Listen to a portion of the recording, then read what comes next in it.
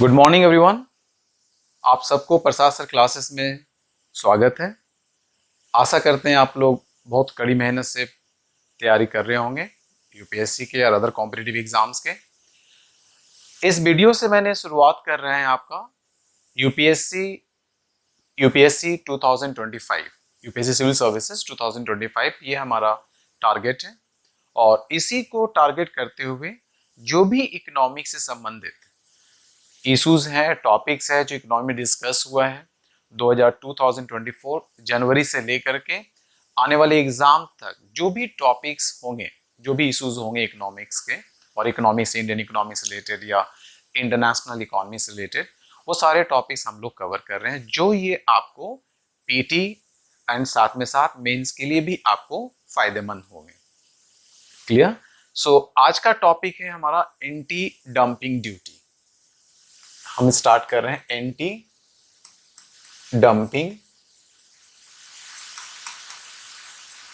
Dumping duty.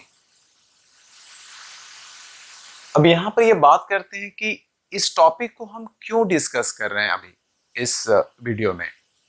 तो anti dumping duty आज international market में टर्की ने इंपोज किया है। टर्की ने इंपोज किया है और टर्की ने ये अनाउंसमेंट आपको फ्राइडे 11 अक्टूबर 2024 को किया है, अनाउंस किया है। अब ये क्वेश्चन आता है कि फिर इंडियन इकोनॉमी से कैसे संबंधित है। इसका ये रीजन है कि टर्की ने जो एंटी डंपिंग ड्यूटी इंपोज किया है वो 4 कंट्रीज द्वारा किए गए एक्सपोर्ट्स जो टर्की में हम लोग कर रहे हैं, 4 कंट्री जो स्टील प्रोडक्ट का टर्की में जो एक्सपोर्ट्स कर रहे हैं, जो सेल कर रहे हैं, इन चारों कंट्रीज के स्टील प्रोडक्ट पर एंटी डंपिंग ड्यूटी लगाया गया है। अब वो कंट्री कौन कौन है? तो वो कंट्री है आपके चाइना, रशिया, इंडिया और जापान। सो ये 4 कंट्रीज पर टर्की ने एंटी डंपिंग ड्यूटीज इंपोज किए हैं। और इस एंटी डंपिंग ड्यूटीज जो लगाए हैं आपके टर्की ने, वो उनका रेंज है आपका 6% से लेकर 43% तक इंपोज किया है। ये आपका रेंज है, टर्की ने लगाया है। इस पर और डिस्कस करने से पहले हम लोग एक काम कर लेते हैं कि एंटी डंपिंग ड्यूटी का कॉन्सेप्ट क्यों है, हमें क्या है और क्यों इंपोज करते हैं एक कंट्री दूसरे कंट्री के एक्सपोर्टेड गुड्स पर। सो इसके पहले हम लोग समझते हैं कि हाँ, डंपिंग होता क्या है। तो पहले हम लोग ये डिस्कस कर लें आपसे कि डंपिंग क्या है, ठीक है? फिर हम लोग एंटी डंपिंग की बात करेंगे। देखिए, डंपिंग का सिंपल मीनिंग है, जैसे मान के चलिए 2 कंट्री है, एक कंट्री ए है और दूसरा कंट्री बी है, फाइन। अब मान लीजिए कंट्री ए जो है वो कंट्री बी में प्रोडक्ट को सेल कर रहा है, कोई भी गुड्स सेल कर रहा है, कंट्री ए कंट्री बी में, ठीक है? तो कंट्री ए के लिए वो प्रोडक्ट क्या कहलाएगा? एक्सपोर्ट्स कहलाएगा। कंट्री ए एक्सपोर्ट्स कर रहा है, चूंकि कंट्री ए कंट्री बी में बेच रहा है, तो कंट्री बी के लिए वो प्रोडक्ट क्या कहलाएगा? इंपोर्टेड प्रोडक्ट कहलाएगा। कंट्री ए के लिए द प्रोसेस एक्सपोर्ट्स कहलाएगा एंड प्रोडक्ट क्या कहलाएगा? Exported goods. कंट्री बी के लिए क्या कहलाएगा? इंपोर्ट्स। कंट्री बी के लिए कहलाएगा वो इंपोर्टेड प्रोडक्ट्स। क्लियर? अब देखिए, कंट्री ए, कोई भी कंट्री ये चाहता है कि मेरे प्रोडक्ट का डिमांड दूसरे कंट्री में ज्यादा से ज्यादा हो।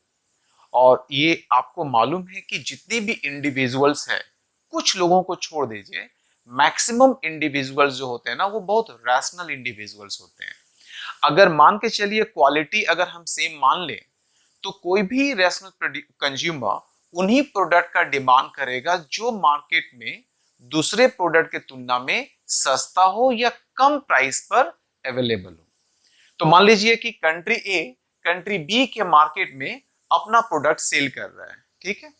तो कंट्री ए बी इकोनॉमी के बी कंट्री के मार्केट में अगर कम प्राइस पर अपना प्रोडक्ट सेल करना स्टार्ट कर दे, तो यहाँ के जो लोग हैं वो क्या करेंगे, कंट्री ए द्वारा जो प्रोडक्ट आ रहा है उनका डिमांड करेंगे।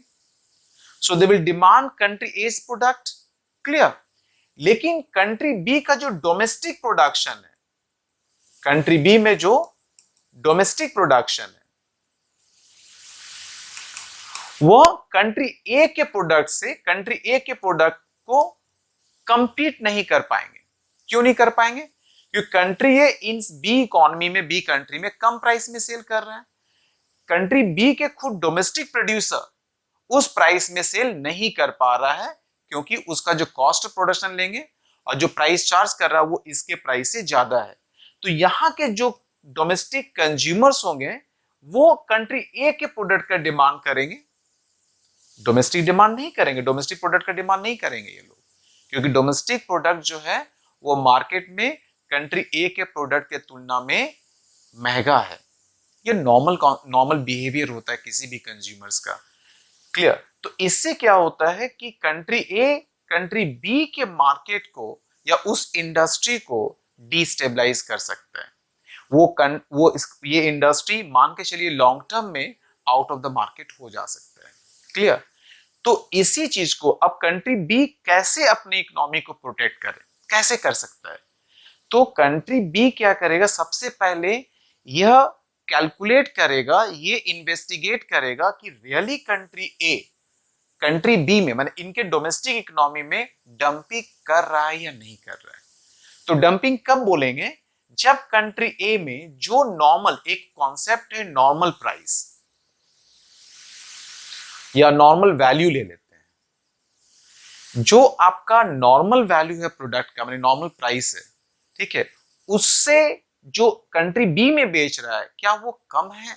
कम है, तो वो तब कहेंगे कंट्री ए जो है कंट्री बी में डंपिंग कर रहा है, क्लियर। इसको कैसे कैलकुलेट करते हैं? तो मान के चलिए कंट्री ए अपनी इकोनॉमी में किस प्राइस में बेच रहा है? मान के चलिए 80 रुपीज में बेच रहा है, मान लीजिए। लेकिन यही 80 रुपीज में बेच रहा है, बट यही कंट्री बी में कितना में बेच रहा है? मान के चलिए 60 रुपीज में बेच रहा है, 60 में बेच रहा है। तो देखिए कंट्री ए अपनी इकोनॉमी में कितना बेच रहा है? 80 में बेच रहा है वो प्रोडक्ट, लेकिन दूसरे कंट्री में कितना बेच रहा है? 60 में बेच रहा है। तो कह सकते हैं कंट्री ए जो है इस इकोनॉमी में कंट्री बी में डंपिंग कर रहा है, क्लियर। तो इसको कहते हैं अनफेयर ट्रेड। तो कंट्री ए जो है कंट्री बी में अनफेयर ट्रेड कर रहा है, और इसका मेन लॉन्ग टर्म ऑब्जेक्टिव यही है कि यहाँ के इंडस्ट्री को, जो इस इंडस्ट्री को आपका डिस्ट्रॉय करना। ये नॉर्मल होता है क्योंकि ये डोमेस्टिक इकोनॉमिक इंडस्ट्रीज है, वो कंपीट नहीं कर पाएंगे कंट्री ए के प्रोड्यूसर से या कंपनी से। ये धीरे धीरे ये खत्म हो जाएगा। ऐसे सिचुएशन में कंट्री बी कैसे प्रोटेक्ट कर सकती है? तो कंट्री बी पहले आइडेंटिफाई करेगी, इन्वेस्टिगेट करेगी। अगर ये प्रूफ होता है कंट्री ए यहाँ डंपिंग कर रहा है मेरे कंट्री में, तो एक पैरिटी लाने के लिए, अनफेयर ट्रेड को फेयर ट्रेड में बदलने के लिए कंट्री बी एक टैरिफ इंपोज कर सकती है, जिसे ही कहते हैं हम लोग एंटी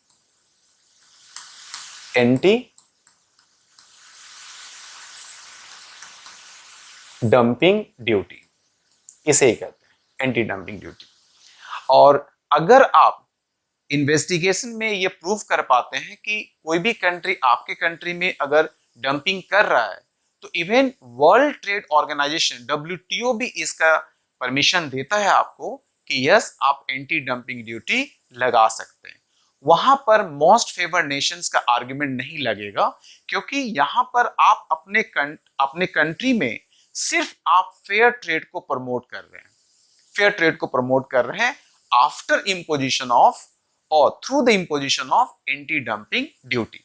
तो आप अपनी इंडस्ट्री में, अपने डोमेस्टिक मार्केट में कॉम्पिटिटिव एनवायरनमेंट को मेंटेन करते हैं, ठीक है, ताकि एक फेयर ट्रेड हो जाए।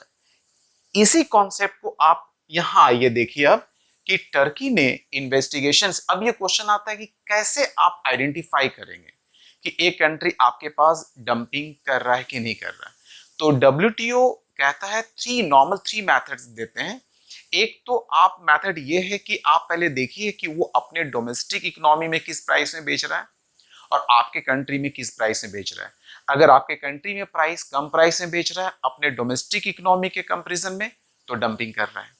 दूसरा मेथड है कि क्या वो कंट्री किसी थर्ड कंट्री में किस प्राइस पर एक्सपोर्ट कर रहा है।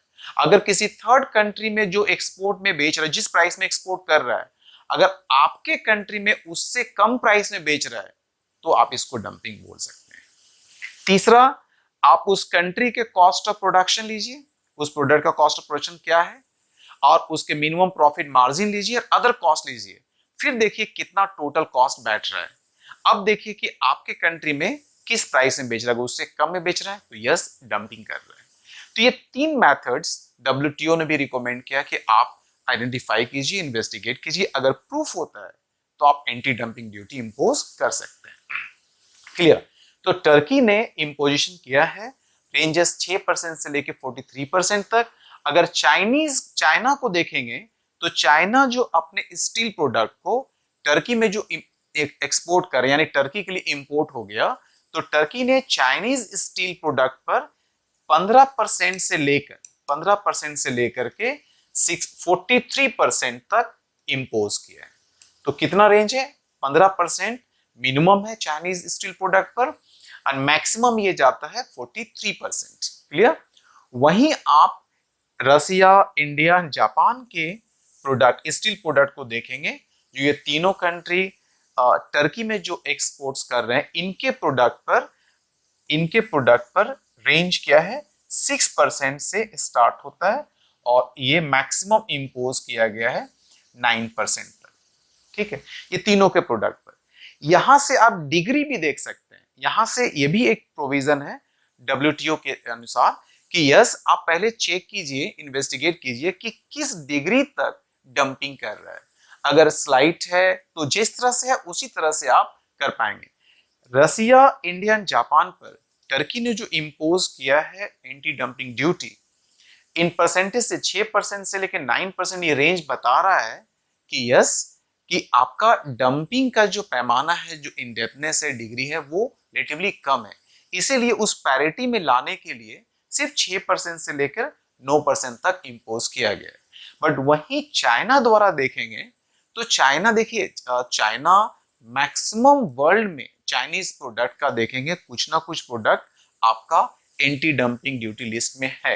वो है बिकॉज चाइना अनफेयर ट्रेड के लिए भी जाना जाता है मोस्ट ऑफ द टाइम्स, क्योंकि अगर आप देखेंगे तो मार्केट इकोनॉमिक स्टेटस जो चाइना को मिलना था जब चाइना ने डब्ल्यूटीओ ज्वाइन किया, उसके ठीक 15 इयर्स बाद मार्केट इकोनॉमिक स्टेटस देना था डब्ल्यूटीओ को। बट एक कंडीशन यही था कि चाइना पहले प्रूफ करे कि he is doing the fair trade. लेकिन 15 साल के बाद भी देखा गया कि मैक्सिमम कंट्रीज चाइनीज प्रोडक्ट को आपका डंपिंग लिस्ट में डाले हुए हैं, माने एंटी डंपिंग ड्यूटीज इंपोज कर रहे हैं। तो चाइना फेल्ड टू प्रूव कि I am doing the fair trade. Okay, it's not given the market economic status. So आप देख सकते हैं यहां पर भी कि टर्की की इन्वेस्टिगेशन से जितना परसेंटेज आपको इंपोज किया गया वो 15% से लेकर 43% है। तो समझ सकते हैं किस लेवल तक वो डंपिंग कर रहा है, और उसको कॉम्पिटिटिव बनाने के लिए उस प्रोडक्ट को टर्की ने मैक्सिमम 43% टैरिफ एक्स्ट्रा, ये जो एंटी डंपिंग ड्यूटीज होते हैं ना, ये नॉर्मल टैरिफ से एक्स्ट्रा होता है, मतलब एक्स्ट्रा अमाउंट। अगर 5% मान लीजिए नॉर्मल टैरिफ है, तो ये इसके ऊपर कलेक्शन होता है ताकि उस प्रोडक्ट को इतना एक्सपेंसिव बना सके डोमेस्टिक मार्केट में, ताकि वो डोमेस्टिकली प्रोड्यूस प्रोडक्ट के साथ कंपीट कर सके। सो ये आपका है, ये अभी रिसेंट में डिस्कशन है, क्योंकि इसमें इंडिया भी एक पार्ट है, इंडिया भी एक कंट्री है जिस पर ये लगा हुआ है, इसलिए it's very important for us, we should know. And जब भी कोई भी टॉपिक अगर डिस्कशन हो जाता है मार्केट में, कोई भी टॉपिक डिस्कशन हो जाता है इकोनॉमी में, nationally internationally, you must go through this. Okay, thank you everyone, thank you.